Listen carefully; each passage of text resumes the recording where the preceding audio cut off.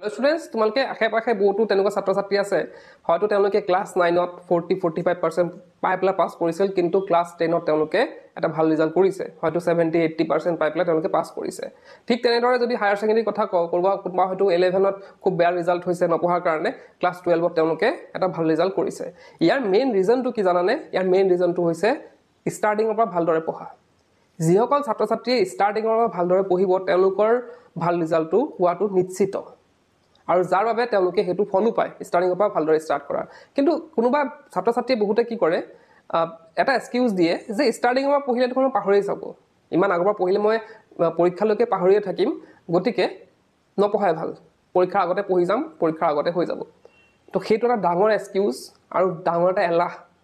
সেইটো এটা মানে ডাঙৰ মানে কি বুলি কম এটা মানে এটো ভাবাটো এটা কি হয় আমাৰ কাৰণে এটা কিন্তু অভিশাপৰ নিচিনা হেতু ভাব যদি আমাৰ মনলৈ আহিছে হেতু আমাৰ অভিশাপৰ নিচিনা তো আজি ভিডিঅ আমি ডিসকাস কৰিব গৈছো ষ্টাৰ্টিং অফ পঢ়াৰ পাঁচটা লাভটো বহুত আছে তাৰে পাঁচটা আমি লাভ কৰিম যাৰ দ্বাৰা আমি আমাৰ ৰিজাল্ট লগত আমাৰ জীৱন সলনি হ'ব পাৰে তেন্তে ভিডিঅটো ষ্টাৰ্ট কৰো আৰু ভিডিঅটো ষ্টাৰ্ট কৰাৰ আগতে ফিজিক্স বলা ইতিমধ্যে 4 বছৰ সম্পূৰ্ণ হোৱাৰ বাবে লৈ আহিছে 4 বছৰৰ দামদাৰ সেল য'ত তোমালোকে যিকোনো কোৰ্স এটা হেভি ডিসকাউন্টত পাই যাবা দামদাৰ সেলৰ বাবে আমাৰ যোনটো নিভ হিন্দি 2025 হয় ক্লাস 9 ৰ বাবে CBSE তো একচুয়াল প্ৰাইস হয় 2500 কিন্তু বৰ্তমান অফাৰ প্ৰাইসত 999 ত পাই যাবা নেক্সট আছে নিভ 2.0 হেতু ক্লাস 9 ৰে হয় আৰু একচুয়াল প্ৰাইস হয় 3300 কিন্তু বৰ্তমান 2499 ত পাই যাবা উড়ান 2.0 যদি কথা কও ইয়াতে 10 ক্লাস 10 ৰ হয় তো ইয়াতে একচুয়াল প্ৰাইস হয় 3300 কিন্তু বৰ্তমান 2499 ত পাই যাবা নেক্সট আছে উদয় 1.0 2025 ক্লাস 11 ৰ বাবে তো ইয়াতে 3500 হয় একচুয়াল প্ৰাইস কিন্তু বৰ্তমান 2499 ত পাই যাবা নেক্সট আছে পৰিশ্ৰম ক্লাস 12 ৰ বাবে 3500 হয় ইয়াৰ প্ৰাইসটো কিন্তু বৰ্তমান 2499 ত পাই যাবা তো এই যোনখিনি কোৰ্স আছে সেইখিনি CBSE ৰ হয় তো এইখিনি যি কোৰ্স থাকিব সেইখিনি CBSE নিউ এক্সাম পেটাৰ্ন আৰু সিলেবাসৰ ওপৰত ভিত্তি কৰি থাকিব লেকচাৰ বিলাক হিন্দি ইংলিশত থাকিব ক্লাস নোটস দিয়া হ'ব DBP সলিউশন দিয়া হ'ব চেপ্টাৰ ওয়াইজ শৰ্ট নোটস থাকিব weekly test subject wise test mock test একিন থাকিবই লাইভ লেকচাৰ থাকিব তোমাকৰ PW এপত আকৌ কিবা যদি ডাউট থাকে সেই ডাউটখিনিও ক্লিয়াৰ কৰা হ'ব তো এইখিনি যি অফাৰ দেখিছা সেইখিনি 25th মে টু 31st মে লৈকে আছে গতিকে সোনকালে কৰা এটা ষ্টাৰ্টিংৰ পৰা ষ্টাৰ্ট কৰাৰ প্ৰথম লাভটো হৈছে যে আমি যেতিয়া ষ্টাৰ্টিংৰ পৰা ষ্টাৰ্ট কৰো তেতিয়া আমাৰ সকলোৰে টাৰ্গেট এটা থাকে সকলোৰে টাৰ্গেট এটা থাকে যে মই এবাৰ 90% পাম বা মই 80% পাম তো সেই টাৰ্গেটটো এচিভ কৰাত সহায় কৰে ষ্টাৰ্টিংৰ পৰা যদি আমি ভালদৰে পঢ়ো নহলে কি হয়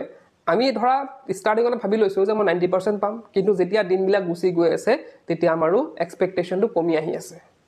হয়তো আজি পা দুমাহ মান পিছত তেনেকুৱা লাগিব যে দুমাহ গুছি গ'ল গতিকে মোৰ 90% টাৰ্গেটটো ফিল আপ নহব আৰু গতিকে টাৰ্গেটটো কমাই দিয়া ভাল গতিকে মই 80% কৰি দিও গতিকে টাৰ্গেট বিলাক কি হয় তেওঁলোকৰ কমি আহি থাকে গতিকে ষ্টাৰ্টিংৰ পৰা যদি ভালদৰে ষ্টাৰ্ট কৰা তেতিয়া হলে তোমালোকৰ কি হ'ব যোনটো টাৰ্গেট ভাবি ৰাখিছা হেতু ফুলফিল হ'ব পাৰিব ষ্টাৰ্টিংৰ পৰা ষ্টাৰ্ট কৰা সেকেন্ড পইণ্টটো হৈছে আমি আমাৰ ষ্ট্ৰং আৰু উইক পইণ্ট বিলাক আমি বিচাৰি উলাব পাৰিম ষ্ট্ৰং আৰু উইক পইণ্ট বিলাক কোনবিলাক লাইক আমি যেতিয়া প্ৰথমৰ পৰা পঢ়া ষ্টাৰ্ট কৰিম তেতিয়া আমাৰ কি হ'ব আমাৰ কিছুমান চেপ্টাৰ বা কিছুমান সাবজেক্ট এনেকুৱা থাকিব যোনবিলাক হয়তো আমি খুব সহজে পাৰিছো আৰু লগতে কিছুমান চেপ্টাৰ বা সাবজেক্ট এনেকুৱা থাকিব যোনবিলাক অলপ আমাৰ টান আহে আমি টান পাইছো তো সেইবিলাক বস্তু আমাৰ কোনখিনি ষ্ট্ৰং পইণ্ট আৰু কোনখিনি মানে ষ্ট্ৰং পইণ্ট বা ষ্ট্ৰং সাবজেক্ট বুলি ক'ব পাৰো বা ষ্ট্ৰং আমি বা উইক সাবজেক্ট বা উইক চেপ্টাৰ বুলি ক'ব পাৰো তো সেইবিলাক আমাৰ যোনবিলাক ষ্ট্ৰং পইণ্ট বিলাক আছে বা ষ্ট্ৰং চেপ্টাৰ বিলাক আছে যোনবিলাক আমি পাৰিছো সেইখিনি আমি আৰু ভালদৰে পাৰিব পাৰিম বা সেইখিনি আমি ভালদৰে আৰু ভালদৰে পঢ়িব পাৰিম আৰু লগতে যোনটো উইক পইণ্ট বিলাক আছে আমাৰ উইক চেপ্টাৰ বা উইক সাবজেক্ট বিলাক আছে তো সেইবিলাকৰ ওপৰত আমি কাম কৰিব পাৰিম এতিয়া চোৱা এটা যদি আমি দেৰিকে ষ্টাৰ্ট কৰাৰ লগে লগে কি হ'ব আমি গুটেইবা মিক্স আপ হৈ যাব আমি কি পঢ়িলো আমাৰ ষ্ট্ৰং পইণ্ট বিলাক কোনবিলাক চেপ্টাৰ আমি খুব ভালদৰে পাৰো বা কোনবিলাক চেপ্টাৰ আমি মানে অলপ দিগদাৰ আছে সেইবিলাক সব মিক্স আপ হৈ যায় দেৰিকে ষ্টাৰ্ট কৰিলে আৰু মিক্স আপ হতে আমি কিছুমান নপঢ়ো তো গুটেইবা মানে খেলমিল এটা লাগি যায় পৰীক্ষাত গৈ মনত নপৰে কি পঢ়িছিলো কি নপঢ়িছিলো সেইবিলাক কাৰণে কিন্তু আমি যদি ষ্টাৰ্টিংৰ পৰা ভালদৰে ষ্টাৰ্ট কৰো তেতিয়া কি হ'ব আমি দুটা ৱেট নিব পাৰিম এটা হৈছে ষ্ট্ৰং পইণ্ট বিলাক আমি চাব পাৰিম যে এইখিনি মোৰ ষ্ট্ৰং আছে গতিকে এইখিনি মই অলপ চালে হ'ল আৰু উইক পইণ্ট বিলাক আমি বেছিকৈ চাব লাগিব আৰু তাৰ ওপৰত আমি কাম কৰিব পাৰো তাৰ ওপৰত আমি বেছিকৈ নলেজ ল'ব লাগিব আমি হয়তো কাৰোবাক টিচাৰকো সুধিব পাৰো হেতু ওপৰত উইক পইণ্ট বিলাকৰ ওপৰত আমি ধৰা কেতিয়াবা কি হয় বহুতে টিউচন লোৱাও দেখা যায় তো বস্তুবিলাক তেনেকৈ যায় কিন্তু আমি প্ৰথমতে আইডেন্টিফাই কৰিব লাগিব যে ষ্ট্ৰং পইণ্ট কোনবিলাক উইক পইণ্ট কোনবিলাক আৰু হেতু সম্ভৱ কেতিয়া যেতিয়া আমি ষ্টাৰ্টিংৰ পৰা ষ্টাৰ্ট কৰিম ষ্টাৰ্টিংৰ পৰা ষ্টাৰ্ট কৰা থাৰ্ড লাভটো হৈছে যে আমি এটা মেণ্টেল পিচ আমি পাম, মানে মানসিক শান্তি এটা পাম আমি যদি ষ্টাৰ্টিঙৰ পৰা ষ্টাৰ্ট কৰোঁ। এতিয়া পৰীক্ষাৰ আগে আগে যেতিয়া মানুহে ষ্টাৰ্ট কৰে বহুতো ছাত্ৰ ছাত্ৰীয়ে, তেতিয়া তেওঁলোকৰ কি হয়, মানসিক শান্তি নোহোৱা হয়। আৰু তোমালোকে সেইটো জানাই যে মানসিক শান্তি যেতিয়া মাইণ্ডত নাথাকিব, যেতিয়া মানসিক শান্তি নাথাকিব, তেতিয়া কি হ'ব, আমাৰ পঢ়িবলৈ মন নাযাব বা পঢ়িলেও আমাৰ মনত নাথাকিব। আমি যদি এটা চিন্তাত আমি পঢ়ি থাকোঁ, তেতিয়া কি হ'ব, মনত ৰ'ব জানো? কেতিয়াও মনত নৰয়। গতিকে সেই চিন্তা দূৰ কৰিবলৈ আমি কি কৰিব লাগিব, আৰম্ভণিৰ পৰা পঢ়িব লাগিব। আৰম্ভণিও পঢ়াৰ লগে লগে কি হ'ব, মানসিক যোনটো চাপ আছে সেইটো চাপ গুচি যাব, হয় নাই? কাৰণ আমাৰ পঢ়া হৈয়ে আছে, আমাৰ টাইম টু টাইম পঢ়ি আছোঁ, আমাৰ মানসিক চাপটো কমি গৈ আছে। তো তেনেকৈ ক'লে কি হ'ব, আমি পৰীক্ষাৰ আগত ধুনীয়াকৈ কোনো টেনশ্যন ফ্ৰী আমি পৰীক্ষাত যাব পাৰিম, টেনশ্যন ফ্ৰী আমি লিখিব পাৰিম, আমাৰ ধুনীয়া এটা ৰিজাল্টো হ'ব। গতিকে যদিহে মানসিক শান্তি বিচাৰিছা, মেণ্টেল পিচ বিচাৰিছা, তেন্তে ষ্টাৰ্টিঙৰ পৰা ষ্টাৰ্ট কৰি দিয়া। ষ্টাৰ্টিঙৰ পৰা ষ্টাৰ্ট কৰা নেক্সট লাভটো হৈছে ডাউট ক্লিয়াৰিং। তো ডাউট ক্লিয়াৰিংটো কি হয়, আমাৰ চোৱা, আমি যদি ধৰা পৰীক্ষাৰ আগে আগে ষ্টাৰ্ট কৰোঁ, তাত পঢ়াৰ সময়ত বহুতো ডাউটছ থাকে, আমাৰ বহুতো ডাউটছ থাকে, অগণন ডাউটছ থাকে। তো সেই ডাউটছখিনি আমি পৰীক্ষাৰ আগে আগে ডাউটছে ক্লিয়াৰ কৰিম নে পঢ়াখিনি পঢ়িম, এটা কনফিউজনিং ষ্টেট। তো পৰীক্ষাৰ আগে আগে আমি সেই ডাউটখিনিয়ে ক্লিয়াৰ কৰিম নে পঢ়া বস্তুখিনিয়ে পঢ়িম, তো এটা কনফিউজন এটা ক্ৰিয়েট হয় আমাৰ, মানে চাৰিওফালে এটা কনফিউজন ক্ৰিয়েট হয় যে এইটো ডাউট থাকি গ'ল। কেতিয়াবা কি হয়, কোনোবা এটা ডাউট থকা টপিকটো এৰিয়ে দিলোঁ মই,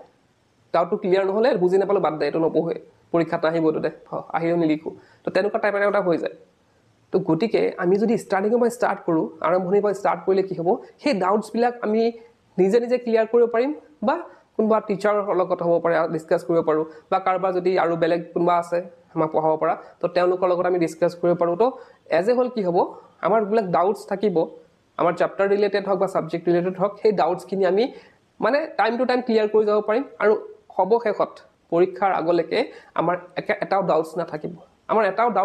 আমাৰ আৰু পৰীক্ষাৰ আগে আগে আমাৰ এটাও ডাউট নাথাকিব। আমি একেবাৰে নিশ্চিন্ত মনে পৰীক্ষাত যাব পাৰিম, কাৰণ আমাৰ ডাউট নাই, আমাৰ গোটেইখিনি ক্লিয়াৰ হৈ আছে। গতিকে আমাৰ পৰীক্ষাৰ ৰিজাল্টটো ভাল হোৱাটো একেবাৰে নিশ্চিত। এতিয়া ষ্টাৰ্টিঙৰ পৰা ষ্টাৰ্ট কৰা নেক্সট লাভটো হৈছে আমি ৰিভিজন কৰিব পাৰিম। আটাইতকৈ ডাঙৰ পইণ্টটো হৈছে ৰিভিজন। আমি এক্সামৰ আগত যিমান ৰিভিজন কৰিম সিমান আমাৰ ক্লিয়াৰ হৈ গৈ থাকিব। এতিয়া মই প্ৰথমতে এটা এক্সাম্পল দিছিলোঁ, বহুতে কয় যে মই মানে যদি এতিয়াৰ পৰা পঢ়োঁ, মোৰ কি হ'ব, অৱশেষত কি হ'ব, মই পাহৰি থাকিম, এক্সামৰ আগে পাহৰি থাকিম। গতিকে মই এক্সামৰ আগতে পঢ়িম। এক্সামৰ আগত পঢ়াৰ মেইন ৰিজনটো হৈছে ৰিভিজন নিদিয়া। এতিয়া আমি ধৰা ষ্টাৰ্টিঙৰ পৰা যদি ষ্টাৰ্ট কৰোঁ, আমি যদি এটা বিষয়বস্তু পঢ়িলোঁ, সেইটো যদি আমি ধৰা এসপ্তাহ বা দুসপ্তাহ পিছত আকৌ এবাৰ ৰিভিজন দিলোঁ, সেইখিনি আকৌ পঢ়িলোঁ, বস্তুবিলাক যদি ৰিভাইজ কৰি গৈ থাকোঁ শেষলৈকে, তেতিয়া কি হ'ব, আমাৰ সেইখিনি বস্তু আৰু বেছিকৈ মনত ৰ'ব, আৰু বেছি ক্লিয়াৰ হ'ব আমাৰ। আৰু পাহৰাটো কোনো কাৰণে নাই। বস্তু এটা যদি তুমি বছৰত মানে কেইদিনমান পিছে যদি তোমালোকে তেনেকৈ ৰিভিজন দি থাকা, সেইটো কেতিয়াও পাহৰিব নোৱাৰা, সেইটো আৰু বেছি চিৰস্থায়ী হ'ব, কেতিয়াও পাহৰাৰ কথা নাহে। তো তেনেকৈ যদি তোমালোকে ষ্টাৰ্টিঙৰ পৰা ভালদৰে ষ্টাৰ্ট কৰা, বহুতবাৰ তোমালোকে ৰিভিজন দিব পাৰিবা, এবাৰ দুবাৰ নহয়, বহুতে। এতিয়া কোনোবা হয়তো টপাৰ যিসকল আছে ছাত্ৰ ছাত্ৰী, তেওঁলোকে সদায় সেইটো কামেই কৰে। ষ্টাৰ্টিঙৰ পৰা তেওঁলোকে ষ্টাৰ্ট কৰে, তেওঁলোকে বহুতবাৰ ৰিভিজন দিয়ে, তেওঁলোকৰ ডাউটছবিলাক ক্লিয়াৰ কৰে। তো তেনেদৰে তেওঁলোকে কি হয়, য'ত টপাৰ হ'ব পাৰে। তো অকল যে মই সেইটো ক্লাছ 10, 11, 12 তেনেকুৱা কথা পাতি থকা নাই, পিছৰ অৱস্থাটো তোমালোকে যিকোনো চাকৰি পৰীক্ষা হওক বা যিকোনো এক্সাম হওক, তোমালোকে যদি আৰম্ভণিৰ পৰা পিছলৈ নেঠেলি যে এক্সাম আহিব, এক্সাম ৰুটিন দিব পঢ়িম, এক্সাম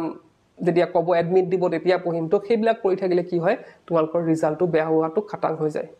গতিকে তোমালোকে ট্ৰাই কৰা ষ্টাৰ্টিঙৰ পৰা পঢ়িবলৈ, আৰু ষ্টাৰ্টিঙৰ পৰা যেতিয়া তোমালোকে পঢ়িব ষ্টাৰ্ট কৰিবা, তেতিয়া চাবা তোমালোকৰ কোনো ধৰণৰ প্ৰব্লেম তোমালোকৰ মানে ষ্টাডি লাইফত নাহে, আৰু তোমালোকে ভাবামতে ৰিজাল্ট কৰিব পাৰিবা, আৰু কোনো ধৰণৰ টেনশ্যন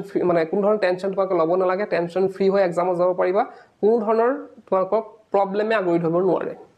তো এইখিনি আছিলে আজিৰ ভিডিঅ'টোত ক'বলগীয়া। আৰু তোমালোকক মই লাষ্টত এটা ৰিকুৱেষ্ট কৰিম যে ভিডিঅ'টো চোৱাৰ পিছৰ পৰা তোমালোকে ষ্টাৰ্ট কৰা। তো কোনে ষ্টাৰ্ট কৰিবা কমেণ্ট বক্সত জনাব নাপাহৰিবা। তো আজিৰ ভিডিঅ'তে ক্লিক কৰি কি পঢ়িছে